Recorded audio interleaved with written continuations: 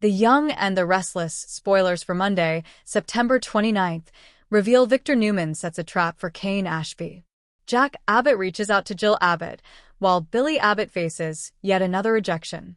Nick and Sharon plan to visit Noah in Los Angeles. Plus, Claire Newman makes a bold move affecting her future. On Monday, Sally tells Audra that there has been a change of plans. The redhead announces that Abbott Communications may be back on track. The Young and the Restless, spoilers say Audra isn't too pleased to hear this news, accusing Sally of forcing herself to believe Billy has changed. Then, Audra realizes they have to reschedule the launch party. Sally tells her they will have to put it on hold until they get funding back. This is exactly what we vowed would never happen again, a dismayed Audra says. Here we are at the mercy of two men making a decision about our future. At the Newman Ranch, Victor summons Nikki, Victoria, and Nick to discuss Kane. The Young and the Restless, spoilers say Victor tells his family that Jack wants to team up. Victor adds that they brought Jill in to influence Kane. They believe she can get close to him and convince him not to go to the dark side. Once Kane is vulnerable, they can attack. Victor insists that working with Jack is only temporary. Still, they'll have some concerns.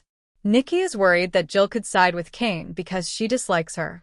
Meanwhile, Nick and Sharon think Victor and Jack working together could be a disaster.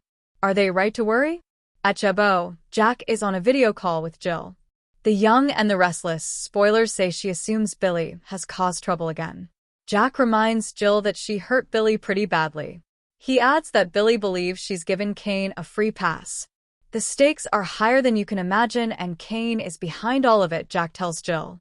He urges her to fly to Genoa City to see what her surrogate has been up to. Billy arrives and asks to speak with Jack, so he ends the call with Jill. The Young and the Restless, spoilers say he tells his brother that he and Sally made up. Then, Billy asks Jack to invest in Abbott Communications again. However, Jack isn't so sure he can do that. You pushed me too far this time, Billy. You have left me no choice, he adds. Billy declares he's no longer involved with Kane, but Jack tells him his words don't mean anything anymore. Later, Billy tells Sally that Jack refuses to give the funding back. But he reassures her that it's not over. Also on Monday, Claire and Kyle bond with Harrison, who just arrived home from Italy. After spending time with the boy, Kyle tries to appeal to Claire to return to the way things were. The Young and the Restless, spoilers say Claire realizes she jumped into the relationship too quickly. I need to make my own mistakes and my own decisions, she adds. I can't be looking to anyone for their permission. Kyle says it sounds like she's breaking up with him. Claire admits she needs to be on her own for a while. Later, she cries at the park and calls Holden. She asks if he still wants to take her to LA.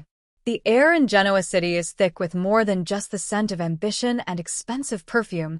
It's crackling with the static of impending confrontations and shattered alliances. In the episode airing September 29th, the personal and professional worlds of our favorite characters collide with explosive force. At the heart of the drama, two powerful women find their foundations shaking. Nikki Newman, acting on a deep-seated instinct to protect her family, and Audra Charles, facing a professional setback that threatens to derail her hard-won career trajectory. Nikki's growing unease, a mother's instinct versus a grandmother's love. Nikki Newman has never been one to sit idly by when she senses a threat to her family, and right now, her internal radar is blaring a 5-alarm warning over the burgeoning relationship between her grandson, Kyle Abbott, and his biological grandmother, Jill Abbott. What began as a cautious reunion has, in Nikki's eyes, accelerated into a concerningly close bond, and she's decided it's time to voice her fears. Her primary confidant, as often is the case, is Victor.